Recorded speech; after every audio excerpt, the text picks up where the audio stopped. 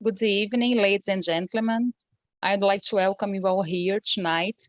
We will have a seminar, a speech by our invited colleague, Professor Michael Munger, and our discussant this evening will be Diogo Costa, the president of ANAP. Professor Munger will be talking about his book, The Challenge of the... Oh my God, I lost the name of her. The Sharing Economy, its Pitfalls and Promises.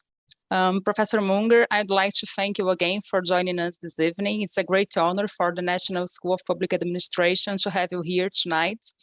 For our audience or in YouTube, if you'd like to join us in Zoom, you have the link in our YouTube channel, and you have the translation to Portuguese in Zoom, but not in YouTube broadcasting.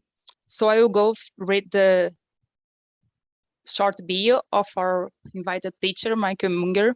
Michael Munger is a professor of political science and director of the PP certificate program. His primary research focusing on the functioning of markets, regulation, and government institutions. He has taught at Dartmouth College, University of Texas, and University of North Carolina, where he was the director of Master of Public Administration program, as well as working as a staff economist at the Federal Trade Commission during the Reagan administration. He is a past president of the Public Choice Society, an international academic society of political scientists and economists with members in 16 countries. He was North American editor of the Journal of Public Choice for 5 years, and is now a co-editor of the Independent Review. Our discussant this evening will be Diogo Costa. Diogo is currently the president of the National School of Public Administration, ANAP, a school of government linked to the Ministry of Economy in Brazil. Diogo holds a bachelor degree in law from the Catholic University of Petrópolis and a master's degree in political science from Columbia University. He was a researcher at the Cato Institute and at the Atlas Network in Washington, and a professor of political science at the BMEC in Belo Horizonte. His articles have appeared in numerous publications such as Forbes, Newsweek, and the Wall Street Journal. So for now, I'd like to pass the floor to Professor Michael Munger, who will talk for us for about 30 minutes, and then Diogo will make his comments and pick some questions from our audience. So please share your questions along the presentation of Professor Munger using our chat, and join us. I hope you have a great evening today. Professor Munger, thank you again for joining us. And Diogo, thank you for being our discussant this evening. Well, thank you. Thanks very much. Thank you for that introduction. I mean, it does make it sound like he's a really old guy who can't hold a job, which is actually accurate. I have been at Duke for a while now, and this book is the book that I'm going to talk about is one that was published in 2021, and it is available for free as a PDF, and I think the link has been sent out. I'm happy to make sure that you get a copy of it. So I'm going to talk about the sharing economy, some of its pitfalls and promise. So I want to start out by emphasizing the problem of transaction costs. I'm a student of Douglas North, as I'll talk a little bit about. And he was heavily influenced by Ronald Coase and New Institutional Economics.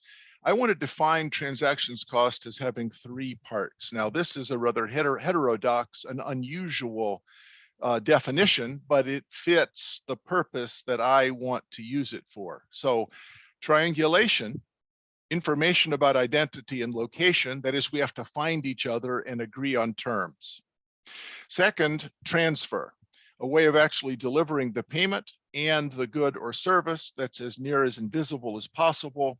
And third, trust. We have to be able to outsource the assurance of honesty and performance of terms of the contract. Many mutually beneficial transactions never take place because the transactions cost are too high. So I want to define a platform is a place, and notice that I put place in quotes. It can be a physical place, it can be on paper, or it can be virtual, it can be online. But it's a place that supplies substantial reductions in each of those 3 types of transactions cost to such an extent that it becomes identified as a viable two-sided market. And let me give some examples. The oldest example is probably the souks in the Middle East. The souk in Aleppo in Syria is almost 4,000 years old. And a souk was a place where you could go and buy and sell things. Now, there's a more modern version of this, which is the mall. And like the souk, the mall doesn't actually sell anything. What does the mall sell? The mall sells space so that people who want to sell things can find people who want to buy things. But the buying and the selling takes place between peers. Now, the little stores in the mall, the big stores in the mall, those are rented out, just like the places in the souk. The first virtual platform was the Sears catalog. There were a number of sales catalogs in other countries, but the first large-scale one was the Sears catalog in the late 19th century. Now, Mr. Sears owned a railroad company, and he was looking for a way to increase the amount of stuff that was carried by his trains. Remember, the three things that make a platform are triangulation, transfer, and trust. That is, we have to be able to find things, we've got to be able to deliver the things, and we have to have some way of returning them if they're not good. Well, the Sears catalog didn't sell stuff, it sold space. So you see all those pictures on the front, those are all things you could buy from the Sears catalog. You could buy a large variety of different petticoats for different prices. Sears didn't sell petticoats, it sold space to people who sold petticoats, and it delivered them on its trains. And if you wanted to return it, it had a way of guaranteeing that you could rely on the fact that these were good quality. Sears also sold, well, it's actually hard to say what this was. It was a belt that men wore and it had electricity, but apparently people bought this, and I don't even want to think about it anymore. You also could buy a house. Sears didn't sell houses. Sears sold space to people who wanted to sell houses, and people who wanted to buy a house could find it in the Sears catalog and then buy it. So what I want you to think about is that a platform is a place that allows buyers and sellers get together for their mutual benefit. And once you start to think in those terms, you realize that there's a lot of platforms that operate in ways that we may not really recognize at first. So now, in modern malls, they sell space. The virtual version of the Sears catalog, remember the Sears catalog was virtual, it was on paper. You didn't see those real things, it was a virtual representation. So that's a 19th century virtual presentation. Amazon is a virtual presentation because it's just pixels. Wikipedia is actually a platform. And it's interesting to think about this. Platforms don't have to operate in a market setting. Wikipedia provides triangulation. That is, you can look things up. And if you want to contribute to something, you can find the topic you want to write on. Transfer, in the sense that I can upload changes to Wikipedia pages and I get credit for doing it. But perhaps the most important thing Wikipedia does is trust. It's interesting, if I wanted to, I'm sure the President Costa has a very elaborate Wikipedia page. So if I wanted to go on there and put a bunch of stuff about terrible things that's happened, corruption charges, I can add all these things to his Wikipedia page. Whoever works his Wikipedia page the next morning says, well, that's ridiculous. And they press one button and it reverts. So I spent 3 hours writing slander about President Costa. It takes 1 second to revert it. And so Wikipedia has a way of assuring trust because there are people in charge of making sure that if someone adds incorrect information, there's an asymmetry. It takes a long time to type this out. It's very easy to eliminate it. And so Wikipedia is a genius way of ensuring trust. And then most of you are experienced with Uber or some kind of ride sharing. So Uber does not sell taxi rides. Uber sells reductions in triangulation, transfer, and trust costs, so that if I have a car in a few minutes and you need a ride, we can actually engage in the mutually beneficial transaction which would have been precluded by the fact we couldn't find each other, you couldn't pay me, and you would have been frightened to get in my car because I'm really creepy. Look at that guy. I'm not getting in that guy's car. He's old and can't hold a job. So forget it. I'm never going to do that. So in order to keep the argument straight, you need to recognize there's two separate phenomena here. One is the middleman economy, where what's being sold is reductions in transaction costs. So by that, I just mean that the fact that I can sell reductions in transactions cost enable transactions that before were difficult. So someone who sells bread or art can now participate in an international economy because it's possible to find that work online and have it delivered. There's also, though, the true sharing economy. So if you remember nothing else about what I'm going to say tonight, I try to do this in every lecture because people just jabber, what is he trying to say? There's one thing I want you to remember: the commodification of excess capacity. The commodification of excess capacity. So if I have excess capacity, and an example would be my car. I have a car in a few minutes, I'm not really using it. It would be possible for me to commodify that excess capacity and be able to sell part of the use of my car for just a few minutes. If I have an apartment and I'm not using it, it's possible for me to commodify that excess capacity with an app called Airbnb. So all of those are platforms for the commodification of excess capacity. So those two things are both operating, and it's important to keep them straight. Now, in political science, I've been in political science for a long time. In political science, it is said that the essence of science is a 2x2 table. Now, I'm counting on this being a very advanced audience, and so I'm going to have a 3x3 table. So try to stay with me. The levels of transactions cost here are low, high, and reducible, or high and fixed. The levels of excess capacity are low, moderate, and high. There are some things that we likely cannot commodify. I brush my teeth very carefully. Nothing creepy, I only brush my own teeth, but still, I brush my teeth twice a day, which means that for 23 hours and 55 minutes every day, my toothbrush hangs unused in its little slot. It's hard to imagine commodifying that. Probably no one wants to buy a piece of the excess capacity in my toothbrush. So that's not likely to happen. But the best value proposition is something like Uber. Uber, I have a car, I mostly pay to store it. Maybe with reduced transactions cost and high excess capacity, I can start to sell parts of it. Most people use their car no more than an hour or two a day. If you drive your car more than 2 hours a day, you're really driving quite a bit. Now, if you're a professional driver, that's a different thing. But for most people, their car is going to sit idle 20 hours or more a day. If you go away on vacation in January, in the summer in Brazil, there may be quite a few people who would like to stay in that apartment. You've gone to the coast, you've gone to the mountains. Rather than locking it up, if you could commodify some of that excess capacity, that would be great. Now, there's another example that I want to give. I don't know what rental car companies there are in Brazil. I assume Hertz is in Brazil because Hertz is everywhere.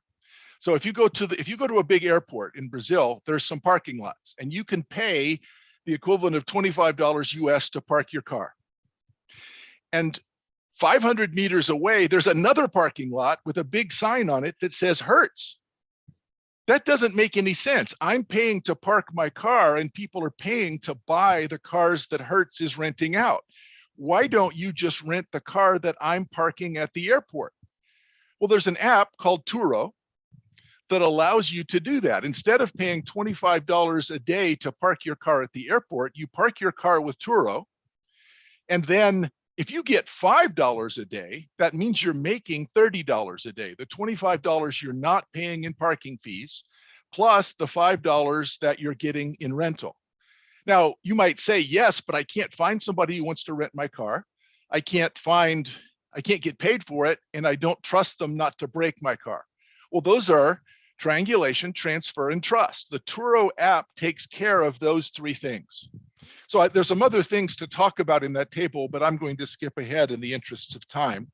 So there's three men that I think are important to this story. One of them, Douglas North, my dissertation advisor, when I defended my dissertation, Doug asked a question, and I went to the board and I started drawing equations, because that's what economists do when they don't know the answer to a question. It's also what they do when they do know the answer to the question, though. So it's a good way of hiding. So I wrote out some equations, and after a while, Doug North raised his hand and he said, in a voice that you might use to address a well-loved but not terribly bright child, "Michael, the answer to my question is transaction costs." And in fact, if you have ever read any of Douglas North's work, you know that it doesn't matter what the question is. The answer is always transaction costs. The answer to every question is transaction costs. Which brings me to the second man, Ronald Coase. Ronald Coase in 1937 asked a great question. The question is, if markets are so great, why are there firms? Economists jabber on about how great prices are in organizing human activity. But most people at the end of the day don't say, damn, prices were really in a bad mood today. They say, my boss was in a bad mood today. Most people do what their boss tells them. Why is that? Well, we already know the answer is transaction costs. The reason that there are firms is there are transaction costs. I think if Ronald Coase were alive today, he would ask a different question. That question is,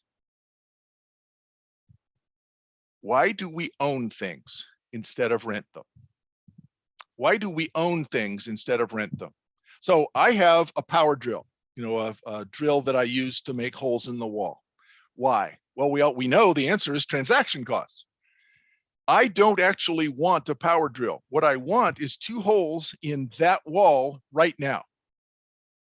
But the only way that I can easily get that is if I have a power drill. I don't want to go to the store and rent one, have to stand in line, drive back to my house. It's a lot of work and a lot of wasted time. Well, the third man is a widget. And a widget is something that economists use to represent sort of an abstract good or service that we may not know the real function of. So regardless of what the widget is, let's say that A owns it and will take any price greater than $1. B wants it and will pay any price less than $5. What might keep this transaction from occurring? Well, of course, the answer is transaction costs. They can't find each other.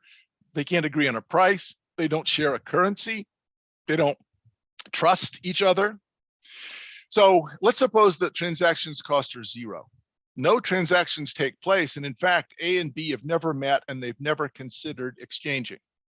But suppose there's an entrepreneur, E.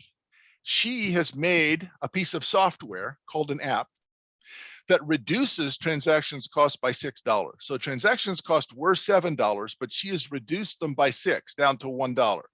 Now a transaction is possible. B pays $4. And remember, B would have paid $5. So B is $1 better off.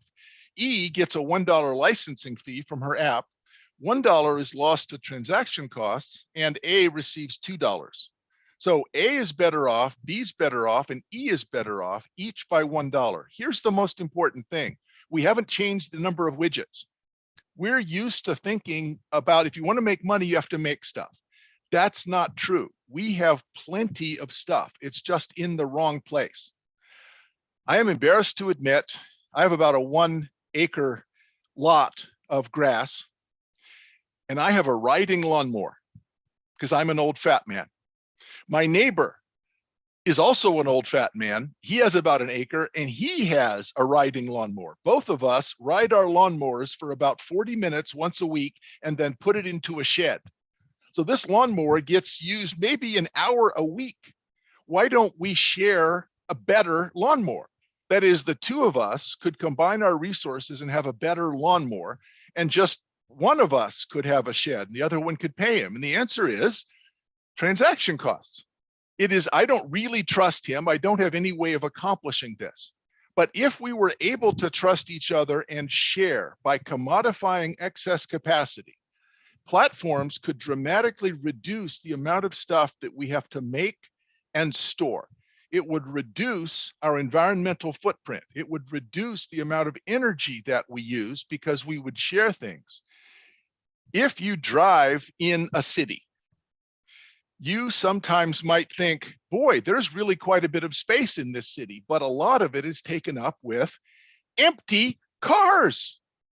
Why would you have some of the best real estate in the world used to store empty cars? We take it for granted that we should be parking. That doesn't make any sense. 20 years from now, people are going to look back.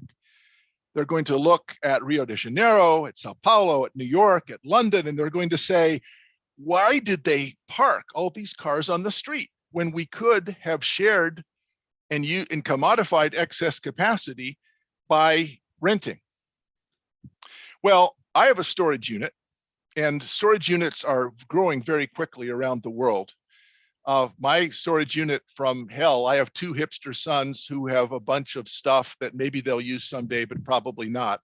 I also have an outboard motor. It's about a $3,000 outboard motor. I don't have a boat, but I have my outboard motor in my storage unit. It cost me $175 per month to have this storage unit. I've had it there 5 years. I should have set it on fire. There is no reason for me to store this stuff. The fact is, if I were able to sell it or rent it out at very low cost, I would not have to be paying to store it. People in the future are going to look back and say, they were crazy. Not only did they pay a lot so that each of them had to have their own stuff, they put it in storage units with a lock to make sure nobody else got to use it. They were not only selfish, they were dumb, because it's not going to make any sense in the future to think back. We're going to be so used to platforms. They're going to think back and say it should have been easy to have shared, because they'll take it for granted that we have solved the problems of triangulation, transfer, and trust. So excess capacity is variable with respect to the transaction cost of reassigning the use of the durable good. So if I look in my closet or garage, I don't see excess capacity. I see storage, but I should see excess capacity. What I should see is there's a bunch of stuff other people can use: suits, shirts, my car, my mower. All those could be used by someone else.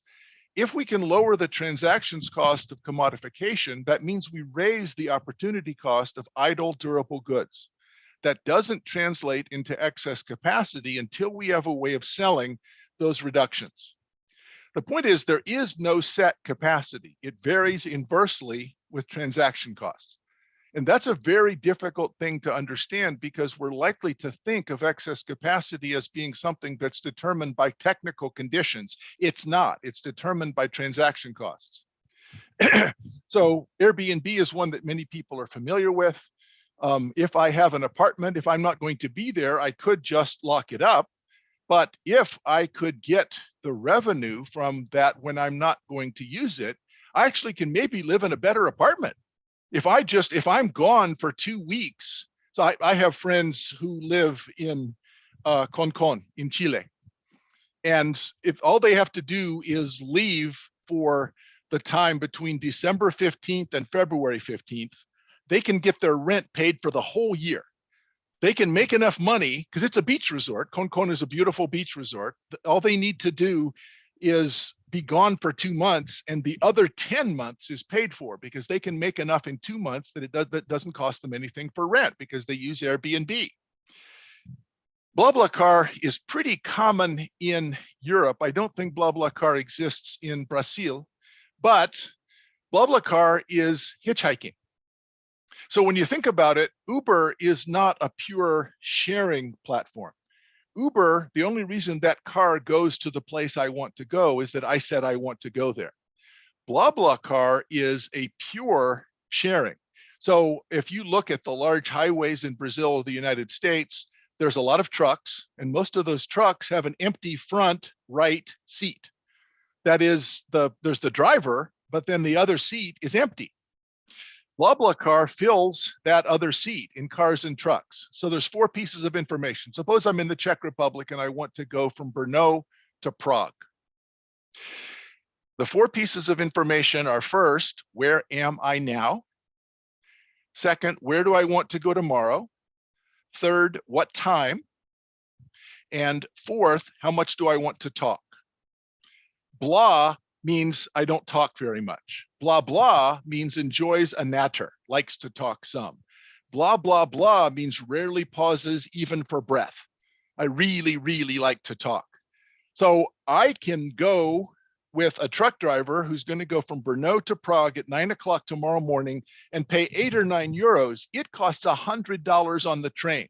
It would cost 100 euros. It would cost 200 euros if I took an Uber, but that truck is going anyway.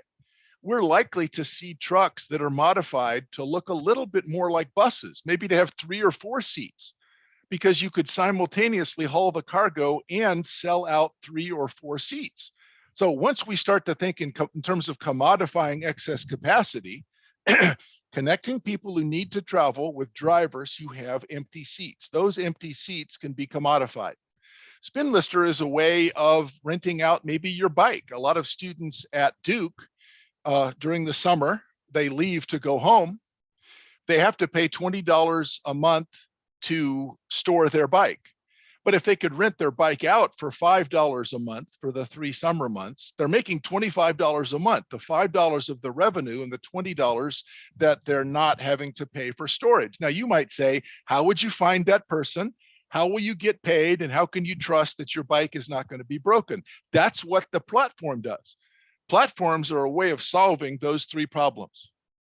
So let me say something about platforms that may also be a little disturbing. It used to be, if I go into a fast food restaurant, say at McDonald's, I would go in and I would look up and I would read off words from the board. I'd like a Big Mac, French fries, and a drink. The person behind the counter would find the corresponding keys, Big Mac, French fries, drink, on her cash register. Why not just turn the cash register around? Just turn the cash register around. Now you can do it in a more complicated way, like a kiosk, but all of those people are losing their jobs. So it is possible to use software to replace what used to be a variety of human activities. So suppose you're going to use Uber, and you look at Uber and there's a surge, so it's 3 times as expensive. So then you get out of it and you get into Lyft or another rideshare service, and it's not more expensive, but you have to wait 20 minutes. Well, this app, Fare Compare, is like Orbitz, but for rideshares. It lists all of the different rideshare services, their cost and the waiting time, so that you can immediately choose the one that you want. If you go to Orbitz, you can look at a bunch of different airplane fares and times and compare them. So Fare Compare, you can do that with rideshares. I made the mistake of saying that it also exists in Russia. It turns out this is Ukrainian. So I was afraid I was going to get into a fight, because Ukrainians are not pleased with having their apps mistaken for Russian. But anyway, there's this Fare Compare exists all over the world as an app that sells reductions in transaction cost for access to reductions in transactions cost. So it's kind of meta. Plows and Mows is a way of sharing lawnmowers or snow plows. I want to emphasize that in the middleman revolution, what's being sold is the reduction in the transactions cost of exchange, not products or service, but the use of a product or access to a service that already exists. Now, I want to raise a possible objection. A lot of my libertarian friends, and I'm a libertarian myself, we're big fans of the defense of property rights. So I have 35 acres of pine forest south of Pittsburgh here in North Carolina. 35 acres of forest is quite a bit. It's a lot of trees. Suppose that one day I hear chainsaws, I go back on my property and I see 3 guys with chainsaws and 2 with forklifts, and they're harvesting my trees. Well, I say, you can't take my trees, those are mine. And they say, well, you probably don't understand the new sharing economy. We can provide paper products at a much lower cost if we don't have to pay taxes and the value of land and stuff like that. I call the police and they arrest them because I have a piece of paper called a title. The title says, this is mine and it's not yours. You don't get to use this without my permission. And that all seems fine. All right, what about a taxi medallion? If you've ever been to New York, you know that the yellow taxis in New York have a medallion that used to cost $500,000, $600,000. And a taxi medallion is a guarantee that only people who pay for the taxi medallion get to drive taxis in Lower Manhattan, and that anyone who doesn't have a medallion will be arrested. But for some reason, we're big fans of Uber. It's fine if Uber violates this property right. So why is it that libertarians are big fans of property rights in land, but are not such big fans of property rights that are given by the government to taxi companies? It's fine if Uber basically takes this value. So it looks like, and Airbnb has some of the same problems. Airbnb is working around some of the restrictions on zoning and other things that prevent commercial renting in what we're supposed to be residential neighborhoods. Well, let me close with this. I've mentioned power drills. Let me say something about it. In the United States, there's 110, it has been estimated, there's 110 million power drills. 110 million power drills. If you rank those from the most to least used over time, just take a guess to yourself, what is the lifetime use of the middle, the median, the 55th millionth power drill? The answer is 30 minutes. The lifetime use of a power drill is 30 minutes. I have, I'm embarrassed, 4 power drills. Why? Well, transaction costs. I don't actually want to own a power drill. What I want is 2 holes in that wall right now. But the best way for me to get that is to own a power drill. Suppose that I could take out my phone and I look at it and I go to Uber and I scroll down and I look at power drills and I pick one and I put my phone down, and 7 minutes later, a driverless Uber car delivers a commercial quality power drill to the smart pod that is out in front of my house. And my phone buzzes and says, your drill is here. I go out and I tap my phone on the smart pod, which identifies me. The smart pod opens, I take the drill out, I drill my 2 holes in the wall, I put the drill back in the smart pod. Another driverless Uber car picks it up and takes it to its next appointment. That power drill gets used 8 or 10 times a day. Now, notice that I said Uber did all that. Many people don't remember that Amazon, which we've talked about as a platform, used to sell books. There's nothing important about selling books, though. Amazon can sell anything, and the same thing is true for Uber. So right now, most people think of the big battle as being between Uber and the taxi companies. Within 10 years, the big battle is going to be between Uber and Amazon, because it's 2 different models for delivering things that provide triangulation, transfer, and trust. So the commodification of excess capacity that is possible, that is made possible by platforms, means that if you have some way of finding other people who want something, delivering the thing and paying for it, and having some way of evaluating trust and assurance, if you have those 3 things, you can actually sell all kinds of stuff. The concern is that we're not going to need 110 power drills anymore. We're going to need 5 or 6 million. We're not going to need nearly as many cars because it's going to be possible to rent instead of own. 2 things are going to happen. Prices are going to fall because we can share. The other thing, though, is that wages are going to fall. And for many people, like the people who used to work at McDonald's, it's not clear there will be a new job for them.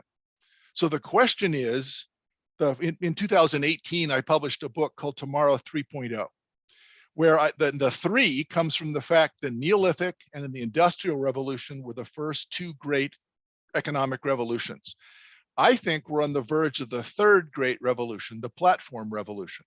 And the consequences may be politically catastrophic, just like they were for the Neolithic and the Industrial. In 1848, when Karl Marx wrote the Communist Manifesto. He looked out his window. If you were in Berlin, if you were in London, you were in Paris, the city was on fire. There was revolution, actual revolution. I worry that the same thing is going to happen in the platform revolution, because it doesn't matter how far prices fall if you don't have a job at all. So eventually things may get better, as they did after the Industrial Revolution, but it was decades of political chaos. It was decades of, now this could never happen in Brazil, but in the United States, a right-wing political demagogue became president. It could never happen in Brazil, I understand that.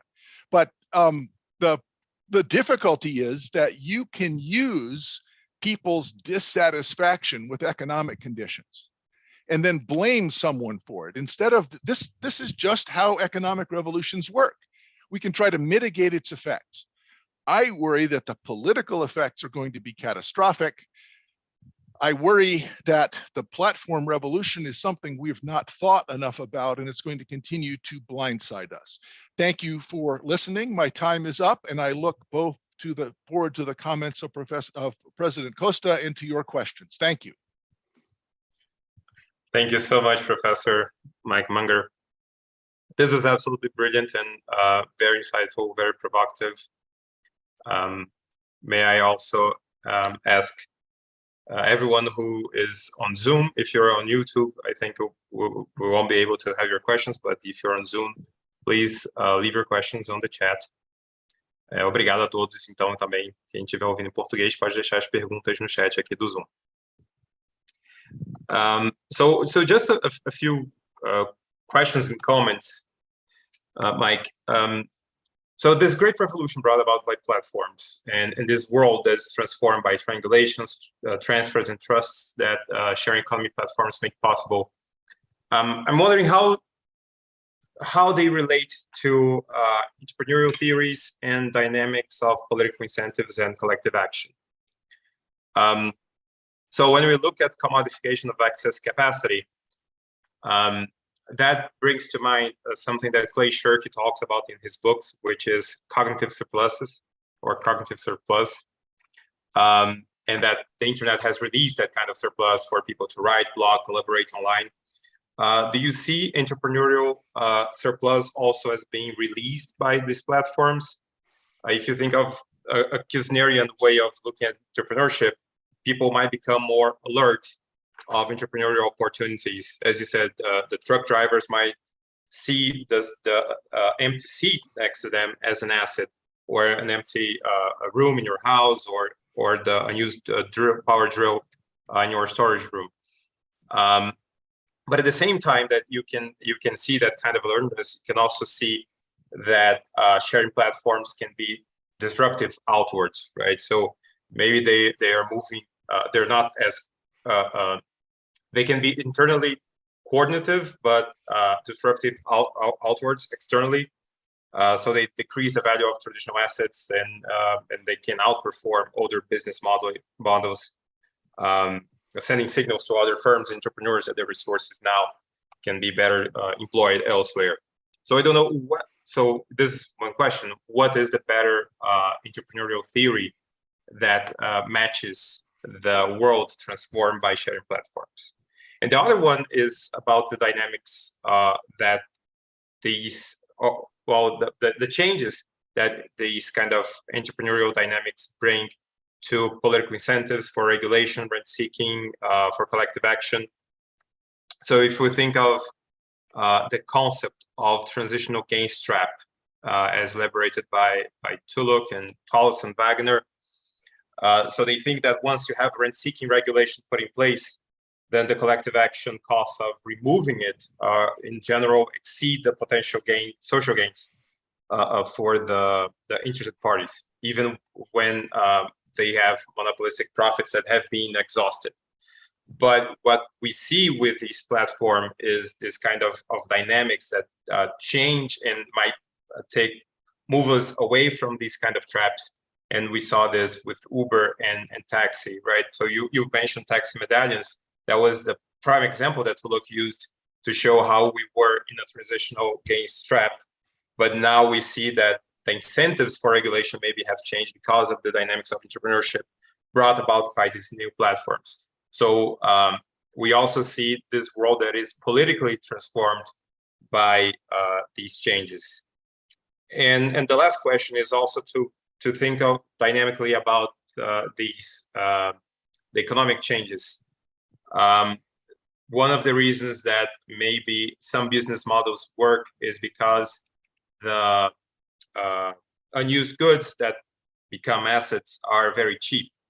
But if you live in a world where there's so fewer power drills being sold, so I'm also guessing that the marginal cost of the cost of the marginal unit of a power drill becomes more expensive.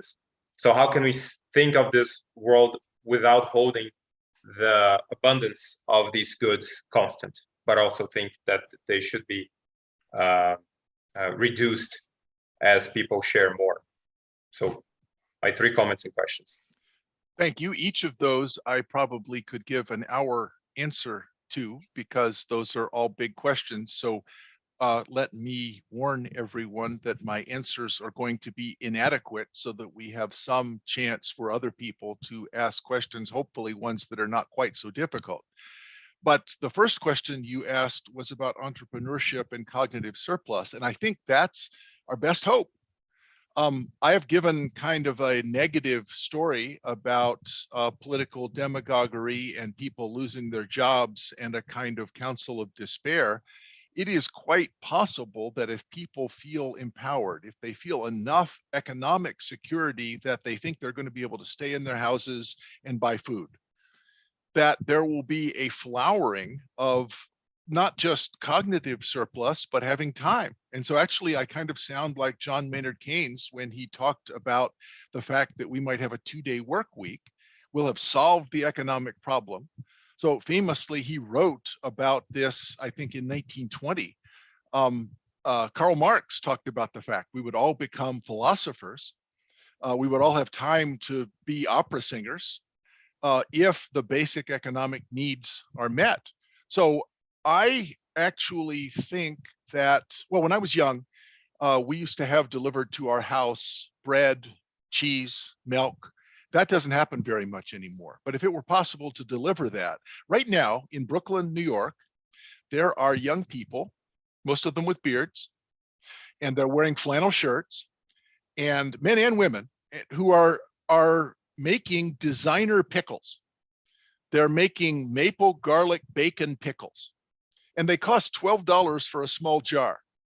But in order to get that, you would have to either drive from Manhattan or take the subway to Manhattan, buy the pickles and go back. That's too expensive. The transactions cost are too expensive. But if I can use an app to buy these pickles, and really my only cost is $12, and there's a 50 cents delivery charge because deliveries have become so cheap, this will unleash a flurry of creativity for people who can make delicious or beautiful things, delicious food and beautiful art.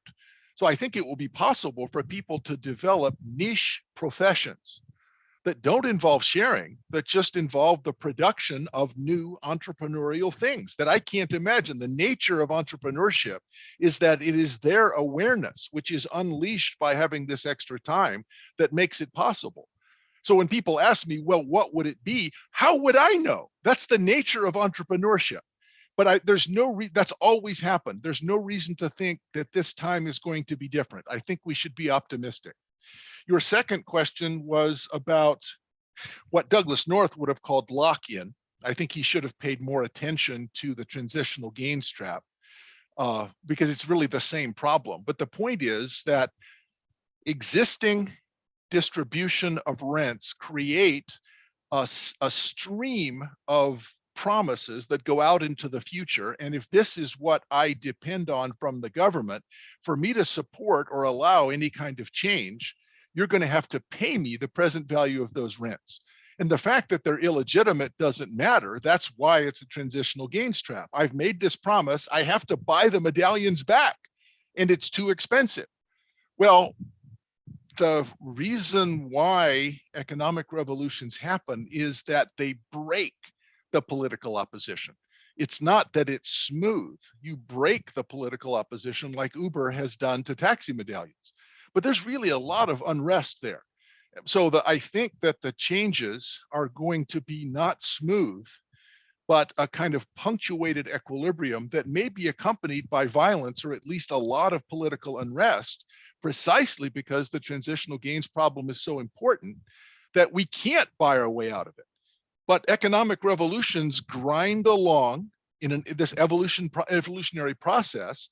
And then there are these assets that used to be valuable. The fact that I used to work in a factory and I had skills, those skills are no longer valuable. And I feel like the society has abandoned me and I'm going to vote for radical political parties. I don't think there's an economic problem here. I think there's a political problem. Your third question is a great one. And I think that's probably the most hopeful thing. In developing nations, well, so I don't really need Bitcoin. I have an American Express card. The US financial system works just fine. If I live in Somalia, I don't have any way of making payments. And if the police find out that I do have money, they'll take it. I don't have a way of adjudicating disputes in a court. So in the last chapter of the Sharing Economy book, I talk about a kind of change called saltation. Saltation means to leapfrog, to jump over. So it used to be, Douglas North famously, after you win the Nobel Prize, you take a trip around the world and developing nations all say, Professor North, you've won the Nobel Prize. Can you please tell us how we can develop our economy? And North would say, well, the first thing that you'll need is a different history. That's not actually very helpful, but it's true as hell. Well, developing nations can have a different history if they don't have to develop banks, an independent judiciary, and a currency system. All of these things are ready-made on apps. I already have an adjudication resolution of, I already have a way of adjudicating disputes on the app. I have a way of making payments on the app. So if I can use my phone to make payments, and I live in Somalia or some developing nations, I don't need a financial system because I can get that system delivered to me. So I think the biggest difference of platforms is not going to be in developing nations. It's going to allow, in developed nations, it's going to allow developing nations to leapfrog over what used to be the giant barriers to development. And so that's I'm actually working with the UN on trying to think how this might work, because it's an interesting question how we might facilitate the development and the loaning of platforms into developing nations. I don't think it's as important in the United States. We'll share stuff, that's fine. But in developing nations that don't already have the key institutions of banks, currency, and an independent judiciary, these things are going to enable us to have a saltation kind of change, a leapfrog, which means that you can compress. It used to take 100 years to achieve economic and political development. If we can speed that up to 20, that may be one of the most important things that platforms can achieve. Well, those are very inadequate answers, but thank you for your questions. Thank you so much, Professor. We have a question from the audience. A question to Professor Munger. How do you evaluate government's preparedness to deal with the challenges brought about by this upcoming revolution that you envision? Your first question, Joko, sort of illustrates the fact that I think in a democracy, we're not going to be prepared. Democracies, by their nature, you can't appeal to the smart fringe. You appeal to the median voter. And the median voter, the center of the distribution of power that's enfranchised by the institutions of the society, is very conservative and doesn't really foresee this sort of change. So if you ask, should we have regulation? Yes. So here in Raleigh, North Carolina, the capital of North Carolina, where I live, for 8 years, Uber was illegal. But eventually, enough people had traveled somewhere else and came back and said, well, that's just stupid. We need to legalize this. But for a very long time, the taxi companies were able to dominate the political process, and we had the transitional gains trap. Now, I think the taxi companies made a mistake. They should have allowed themselves to be bought out at 40 cents on the dollar. Because they didn't, they got 0 cents on the dollar, because eventually we voted to legalize Uber. So I think in democratic nations, they're gonna do a bad job just by the nature of democratic decision making. Now that raises an interesting question though. What about Singapore? What about less democratic nations where power is more concentrated? Would it be that you would expect faster adjustment? Now, the problem with dictatorships, of course, is that it could be good or bad depending on the dictator. But in my answer, I think nations are not doing a very good job of this. One of the reasons I'm working with the UN, though, and it's a very good question, you have asked a very good question. One of the reasons I'm trying to work with the UN is I think if we can write up a kind of best practices for developing nations, here's how you should think of platforms as a way of allowing yourself to improve the economic performance of your nation, then I think we may be able to give advice. The US doesn't take advice. We just do dumb things. So you mentioned the impact that we can expect to developing economies, but some developed economies are the most resistant. And I'm pretty sure that people in Berlin or Barcelona have traveled to other countries where Uber is accessible, but they still refuse to allow it to compete to traditional taxi cabs. How do you see, why does that happen in the first place? And how do you see them moving forward with that? You have actually already explained it with the transitional gains trap. If we're in a situation where the existing infrastructure is most developed and produces the most rents, it is precisely in those instances that it's going to be hardest to get any sort of political change. So it is the big US cities like Houston that were kind of too big to be able to have taxis in the first place. You could get a taxi in Houston, but it didn't work very well. It's too spread out. Uber immediately took over there. San Francisco and Boston, there was a lot more resistance, and Berlin, Paris, there's a lot more resistance. So I think developed nations actually are going to be precisely the ones, since they have developed the old systems best, where the transitional gains trap is going to be the most resistant to change. But that means that the developed nations are paying a big cost in terms of their own efficiency.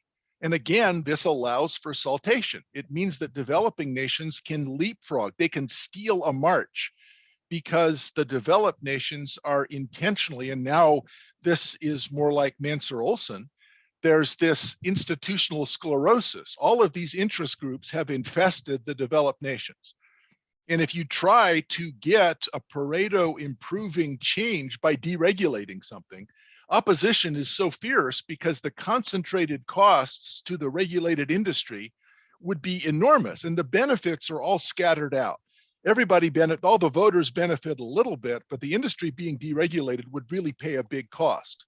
So I think Mansur-Olson explains why it is that in developed nations, it's going to be very difficult to make these changes. Perfect. We have another question from Claudio Chiquida. Regarding dictatorships, how about the use of platforms in countries that use apps to control the behavior of its population? Platforms need a market-friendly institutional framework, right? The terrifying thing is that the extension of my claims about trust actually would give you something like the Chinese social credit score. So in order for me to have trust, I need a reputation.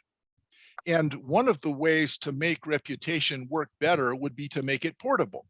So suppose that my identity is a pseudonymous blockchain identity. So I have a private key, and so I have a way of identifying myself on the blockchain. And I've rented out my apartment a bunch of times on Airbnb, but now I want to go for a loan, and I don't have any credit history. But you look, and I have a reputation for conducting business honestly on Airbnb. I should be able to have that reputation port over to my loan application. Well, once you start doing that, once your reputation is across all of your activities, it's going to be very tempting for governments to say, we would like to take a look at that, please. And they're going to add a couple more fields. Is this person a dissident? Are they a member of a political party that we don't like?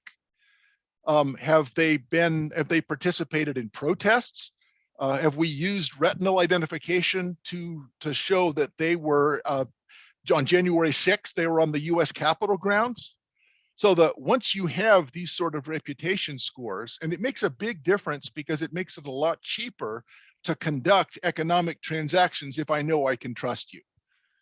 I'm sure that these are going to be borrowed by governments in ways that we're going to regret. It's a very difficult thing to prevent.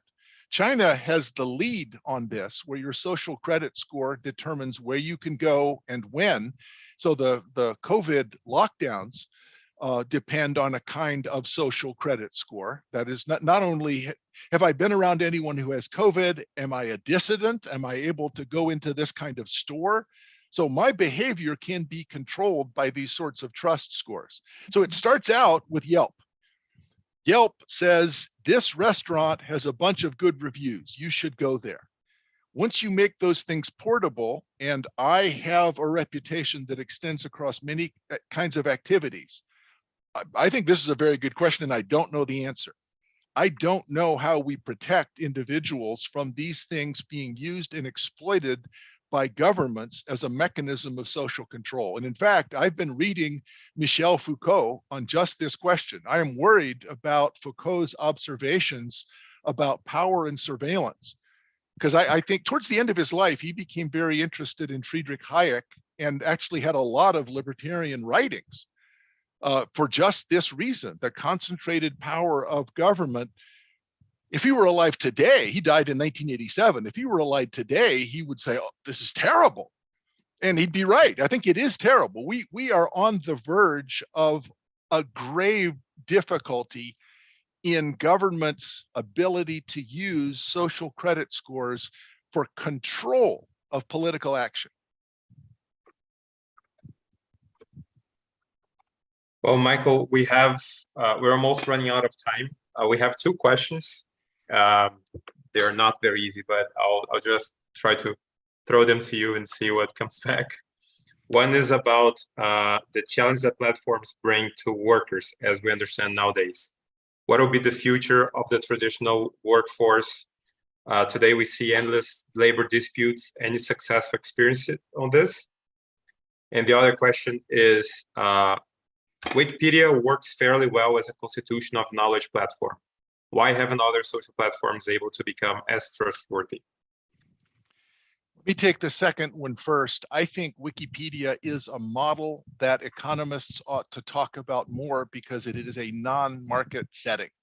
That is the credit that you get for working on Wikipedia and the collection of information that you can have, not just for free, but it's pretty accurate. So students ask me, if I'm working on a project, should I quote Wikipedia? And I say, no, but you should start there.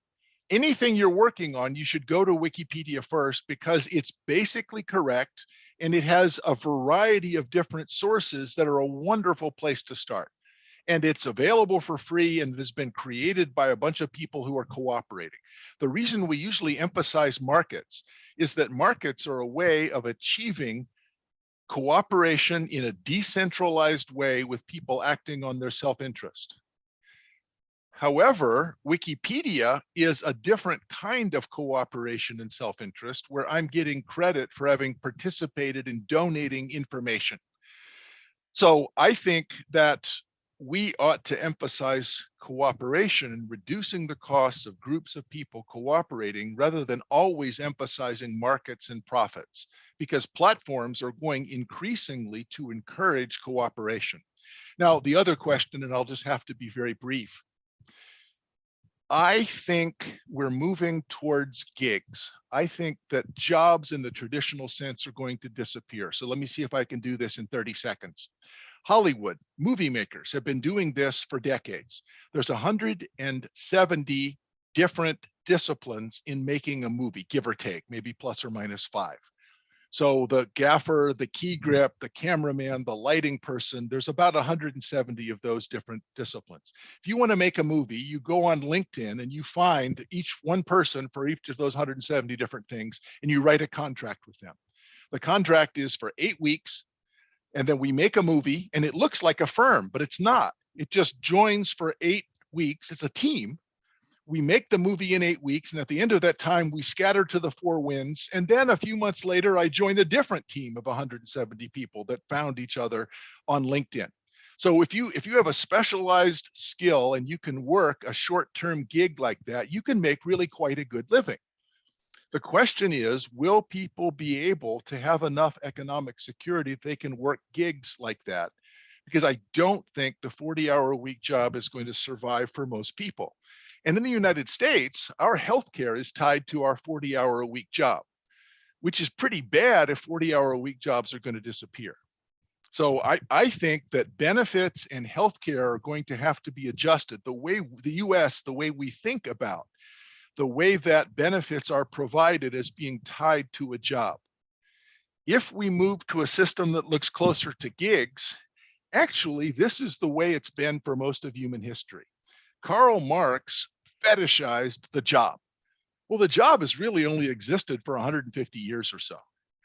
Most of the time, people created communities of meaning along different dimensions. You know, you work on a farm, we work, but to have a job is just a different thing. You leave your house, you go to your job, you stay there for 7.5, 8 hours, you come home, that's your job. That's a tiny part of human history. So I think we're going to move towards something that looks like discrete modular gigs, but that's really going to break a lot of our habits and the way that we think about how we define ourselves as being part of a workforce. You're going to need some kind of specialized skill. So the way that we're going to train young people, the way we're going to socialize people into participating in the economy, these things have to change pretty fast. But I think gigs, so the question's a great one. Jobs are going to disappear, not completely, but many jobs are going to disappear. However, gigs of the sort that we talked about before, if I'm making pickles, I'm making bread, I'm making cheese, I'm basically doing that on my own time. It will be a new birth of entrepreneurship, but it means people have a lot of responsibility for creating their own lives. Whereas before, jobs gave the texture to their life and people complained about it. It's hard to have to create the texture of your own life, but the opportunity to do it is great. So I want to end on an optimistic note. I hope that this will actually work for many people. Having the ability to create the texture of your own life is something that we should all wish for everyone. This is a great note to end our conversation. Thank you so much, Professor Munger. Thank you for sharing with us your vision of the future, for making us understand the present better. And we hope that next time you can be with us here in Brazil. I look forward to that. Let me say, if anybody has a question, just send me an email at munger@duke.edu, just munger@duke.edu. And of course, you should be following me on Twitter, which is just @Mungowitz, MUNGOWITZ. I look forward to seeing you one place or the other. Thank you so much. Obrigado a todos. Uma boa noite. Thank you, Professor Munger. Have a great evening.